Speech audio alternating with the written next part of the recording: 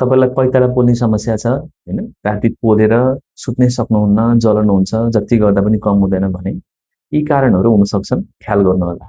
पहिलो नम्बरमा कारण भनेको चाहिँ हाम्रो पैतालामा भएको नसा, नसालाई चाहिने भिटामिनहरुको कमी भएर हुन सक्छ।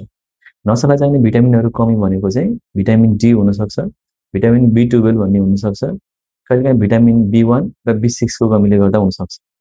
त्यस्तै भिटामिनको कमी पहिलो नम्बरमा पर्यो है। त्यस्तै रक्सी धेरै खाने मान्छेमा यो भिटामिन बी1 को कमी भएर तपाईको पैताला पोल्ने हुन सक्छ। त्यस्तै यसले भित्र कुनै रोगहरू संकेत गरेको हुन सक्छ, जस्तै किडनीको समस्या केही छ कि भन्ने कुरा संकेत गर्न सक्छ, किडनीको जाँच पनि गराउनु होला। त्यस्तै अर्को कारण भनेको चाहिँ नसाकै कारण है। नसा चाहिँ कतै च्यापिएको छ, ढाडमा नसा च्यापिएको छ, खुट्टातिर नसा च्यापिएको छ, कुनै चोटपटकले नसालाई ड्यामेज गरेको छ भने त्यसले गर्दा पनि पैताला पोल्ने हुन सक्छ है, जलन हुन सक्छ। त्यस्तै अरू कारण भनेको चाहिँ थाइरोइड है, स्पेशली महिलाहरूमा थाइरोइडको कारणले तपाईको चाहिँ पैताला पोल्ने समस्याहरू धेरैलाई देखिन्छ। त्यस्तै अरू कारणहरूमा चाहिँ तपाईको चाहिँ यो जुत्ता टाइट लगाउने बानी छ, जसले गर्दा नसालाई कम्प्रेस गर्यो, त्यो कारणले पनि पैताला पोल्ने हुन सक्छ।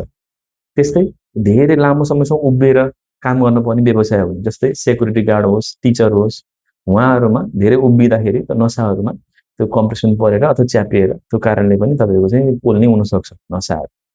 त्यस्तै यसले कुनै छालाको तपाईको एलर्जीहरू संकेत गरेको पनि हुन सक्छ है, त्यो पनि छुटाउनु पर्ने हुन सक्छ। त्यस्तै तपाईको शरीरमा रगतको मात्राहरू कमी छ है, रातो रगत कम छ भने पनि कहिलेकाहीँ पैताला पोल्ने हुन सक्छ। यस्तै कारणहरू हुन सक्छन्, जचाउनुहोस् र पैताला पोल्ने कारणहरू छुट्याएर मात्रै यसको उपचार गर्नुहोस्। हस्, धन्यवाद।